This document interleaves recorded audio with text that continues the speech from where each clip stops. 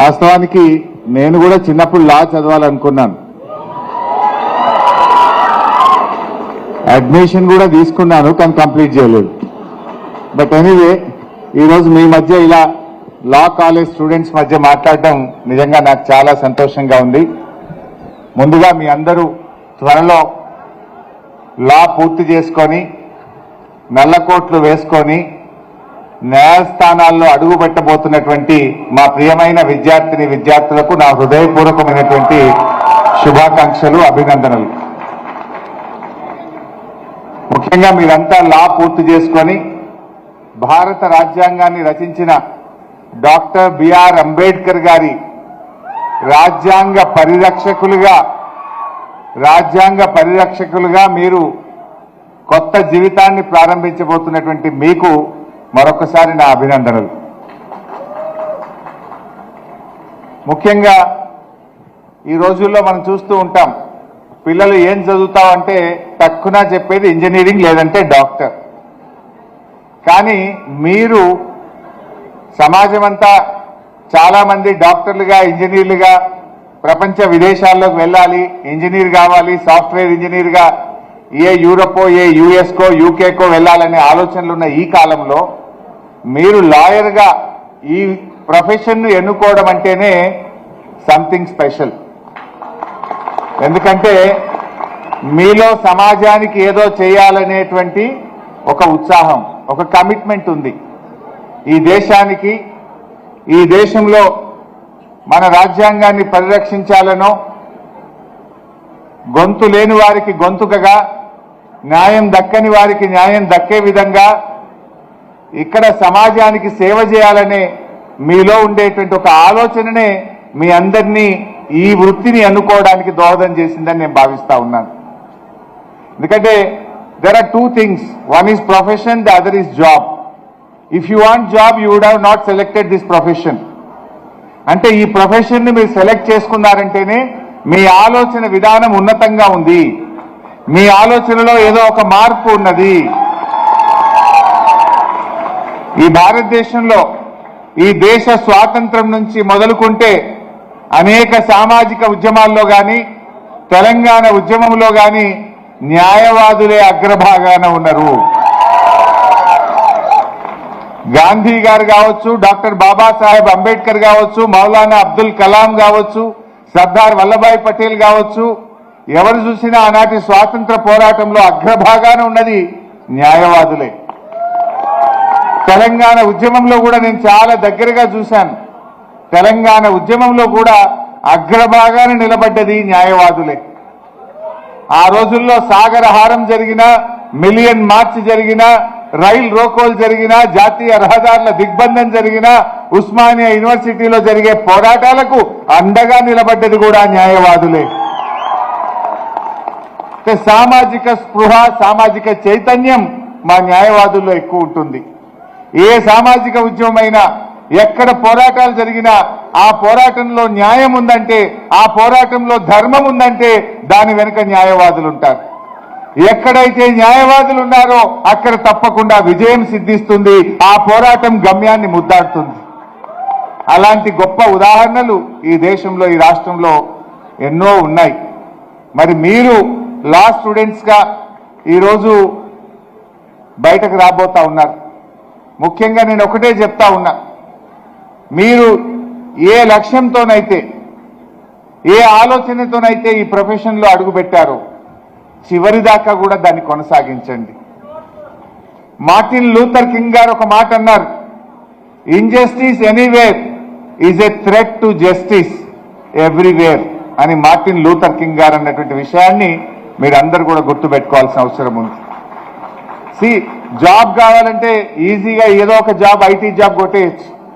ముఖ్యంగా ప్రొఫెషన్లో చాలా కిక్ ఉంటుంది, ప్రొఫెషన్లో సాటిస్ఫాక్షన్ ఉంటుంది. It may be a doctor or a lawyer or a teacher or a professor. ఇక్కడ this is a profession. Profession ఎన్నుకున్నామంటేనే మీలో ఒక పట్టుదల ఉండాలి. ప్రొఫెషన్లో ఎప్పుడు సక్సెస్ అవుతారు? ఒక నిజాయితీ కావాలి, ఒక పట్టుదల కావాలి, ఒక డెడికేషన్, ఒక కమిట్మెంట్, ఒక క్రమశిక్షణతో కలిగినప్పుడే ప్రొఫెషన్లో మీరు సక్సెస్ కాగలుగుతారు. అందువల్ల ఆ ప్రొఫెషన్ అనేది డెఫినెట్గా సమాజంలో ఎంతో గొప్ప స్థానాన్ని మీకు అందిస్తుంది. వృత్తిలో ఉండేటువంటి దాంట్లో మీరు 10 మందికి ఉద్యోగాలు ఇస్తారు. ఒక ఉద్యోగం పొందడం వేరు, ప్రొఫెషన్లో మీరు ఇంకొక 10 మందికి ఉద్యోగాలు ఇచ్చే గొప్ప గొప్ప ఆఫీసులు పెడుతూ ఉంటారు మీరు. సో అట్లా మీరందరూ కూడా బాగా ఎదగండి. ముఖ్యంగా న్యాయవాద వృత్తిలో ఈరోజు ఈ భారతదేశంలో ఒక 5 కోట్ల కేసులు కోర్టుల్లో పెండింగ్లో ఉన్నాయి. అంటే చాలా మంది మేము ఎప్పుడన్నా జైల్లో మా విద్యార్థులు అరెస్ట్ అయినప్పుడో ఉద్యమకారులు అరెస్ట్ అయినప్పుడో వెళ్తే ఆ జైలర్తోనో అక్కడ ఉండేటువంటి వాళ్ళతో మాట్లాడితే జైల్లో ఉండేవారు ఎవరైతే ఫీజులు కట్టలేరో, ఎవరైతే అత్యంత పేదవాళ్ళు ఉన్నారో, ఎవరైతే న్యాయాన్ని పొందలేనిటువంటి వాళ్ళు చాలా కాలం జైళ్లలో మగ్గుతూ ఉంటారు. అటువంటి వారి కోసం మీరు పనిచేయండి. పేదల కోసం ఎవరికైతే న్యాయం దక్కడం లేదో, ఎవరైతే న్యాయానికి దూరంగా ఉన్నారో వారికి గొంతుకగా మీరు నిలబడాలని చెప్పి నేను కోరుకుంటా ఉన్నా. మీ ప్రొఫెషన్లో మీరు పైకి వస్తారు, మంచి లాయర్లుగా పేరు పొందుతారు, డబ్బు సంపాదిస్తారు. కానీ అది ఎంత ముఖ్యమో పేదలకు ఒక గొంతుకగా కూడా మీరు నిలబడాలని చెప్పి నేను కోరుకుంటా ఉన్నా. జనరల్గా ప్రభుత్వాలు ఎప్పుడైనా ఉద్యమాలను అణచివేస్తూ ఉంటాయి.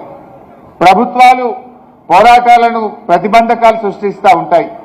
ప్రభుత్వాలు ఎక్కడైనా అనేక రకాలుగా ఇలా ఈ పోరాటాలను ఉద్యమాలను అణిచివేయడానికి ప్రయత్నం చేస్తూ ఉంటాయి. అటువంటి వారికి మీరు అండగా నిలబడాలి. ముఖ్యంగా ఈరోజు మీరు చూస్తూ ఉన్నారు, ఈ మధ్య ఒకటి బిల్ వచ్చింది అసెంబ్లీలో, తెలంగాణ అసెంబ్లీలో ఒక బిల్ వచ్చింది, హేట్ స్పీచ్ బిల్ వచ్చింది. మరి మీరందరూ పుస్తకాల్లో ఏం చదివారు? ముఖ్యంగా మన న్యాయ వ్యవస్థ ఆర్టికల్ 4 సమానత్వం, ఆర్టికల్ 19 స్వేచ్ఛ, ఆర్టికల్ 21 జీవించే హక్కు, ఇవన్నీ మీరు చదివారు లాలో. ఇవన్నీ ఎగ్జామ్స్ రాసి మార్కులు పొందడానికి కాదు, రేపు నిజ జీవితంలో మీరు ప్రాక్టీస్ చేయాలి, దానికి నిలబడాలి మీరు. సో ఈరోజు గవర్నమెంట్ హేట్ స్పీచ్ అనే ఒక బిల్లు తీసుకొచ్చింది, మీరందరూ చూసే ఉంటారు ఈ మధ్య. అంటే హేట్ స్పీచ్ కాదు, నా దృష్టిలో ఆ బిల్లు ఫ్రీ స్పీచ్ను, ఫ్రీడమ్ ఆఫ్ స్పీచ్ పై దాడి. అది ఫ్రీడమ్ ఆఫ్ స్పీచ్ను కట్టడి చేయడానికి హేట్ స్పీచ్ అనేటువంటి ఒక బిల్లు తెచ్చే ప్రయత్నం చేసింది అనేటువంటిది నా భావన. అఫ్కోర్స్ ఈ మధ్య కాలంలో హైకోర్టులు కానీ సుప్రీంకోర్టు కానీ అనేక న్యాయస్థానాలు రాజ్యాంగం మనకిచ్చినటువంటి స్వేచ్ఛను మరి కాపాడుతూ ఉన్నారు. కోర్టులే ఈరోజు కాపాడుతూ ఉన్నాయి. మన భారతదేశానికి 4 స్తంభాలు ఉంటాయి. ఒకటి లెజిస్లేచరు, 2 ఎగ్జిక్యూటివ్, 3వది జ్యుడిషియరీ, 4వది మీడియా. ఈ 4గిట్లో కూడా అత్యంత ముఖ్యమైనది జ్యుడిషియరీ. మరి ఈ జ్యుడిషియరీలో జనరల్గా జడ్జిలు ఇస్తారేమో, కానీ లాయర్లు అద్భుతంగా వాదించగలిగినప్పుడు, లాయర్లు చక్కగా చెప్పగలిగినప్పుడే జడ్జిమెంట్ వస్తుంది. జడ్జిమెంట్ కూడా రావాలంటే మీలాంటి యువ లాయర్లు మరి ఈ స్వేచ్ఛను కాపాడాలి. Freedom of expression, freedom of speech, ఇది భారత రాజ్యాంగం డాక్టర్ బాబాసాహెబ్ అంబేద్కర్ గారు ఈ దేశ ప్రజలందరికీ కల్పించినటువంటి హక్కు. దాన్ని ప్రభుత్వాలు ఏ రకరకాల పేర్లతో ఏ బిల్లులు తెచ్చినా కూడా అల్టిమేట్ గా అన్ని కూడా భారత రాజ్యాంగానికి లోబడే ఉండాలి. అందుకే మొన్న హేట్ స్పీచ్ బిల్లు కూడా శాసనసభలో మీరందరూ చూశారు, సెలెక్ట్ కమిటీకి రెఫర్ చేయాల్సి వచ్చింది.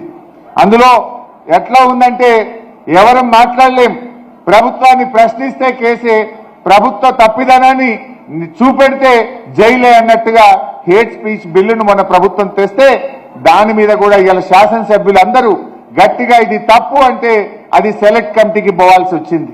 సో మీలాంటి యువ న్యాయవాదులు ఉన్నట్టుగా మాట్లాడుతూ ప్రభుత్వాలైనా సరే, అది ఏ ప్రభుత్వమైనా సరే, భారత రాజ్యాంగానికి లోబడి మన కాన్స్టిట్యూషన్ కు లోబడే వాళ్ళు చట్టాలు చేయాల్సి ఉంటుంది, దానికి లోబడే పనిచేయాల్సి ఉంటుంది. ఎక్కడ తప్పిదం జరిగినా మీలాంటి యువ న్యాయవాదులు దానిపై గొంతు విప్పాలి. మన భారతదేశానికి భారత రాజ్యాంగం ఏదైతే హక్కులు కల్పించిందో దాన్ని కాపాడడానికి కూడా మనందరం కూడా కలిసి కృషి చేయాల్సినటువంటి అవసరం ఉంది. ముఖ్యంగా తెలంగాణ ఉద్యమంలో ఈ ఠాకూర్ ఆడిటోరియానికి ఒక ప్రత్యేకమైన స్థానం ఉంది. నిజంగా గుర్తొస్తేనే నా కళ్ళల్లో నీళ్లు వస్తాయి. ఆ రోజుల్లో వేణుగోపాల్ రెడ్డి అనే ఒక బిడ్డ ఈ ఠాకూర్ ఆడిటోరియం ముందు తెలంగాణ ఉద్యమంలో ప్రాణత్యాగం చేశారు. నేను ఎన్సీసీ గేటు దాటి వస్తుంటే ఆ రోజు అసెంబ్లీ ముట్టడి కార్యక్రమంలో యాదయ్య అనే ఒక ఉద్యమకారుడు ప్రాణత్యాగం చేసిన సంఘటన నా కళ్ళల్లో ఇంకా కనబడతా ఉంది.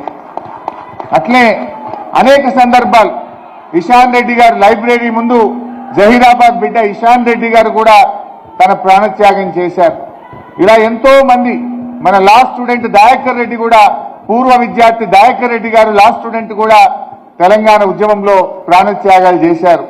ఇలా ఎంతో మంది త్యాగాల ఫలితం, ఎన్నో పోరాటాల ఫలితం ఇవాళ తెలంగాణ రాష్ట్రం. మరి ఈ రాష్ట్రాన్ని, ఈ త్యాగాలు చేసి తెచ్చుకున్న ఈ రాష్ట్రాన్ని కాపాడవలసినటువంటి బాధ్యత మనందరి మీద ఉంది.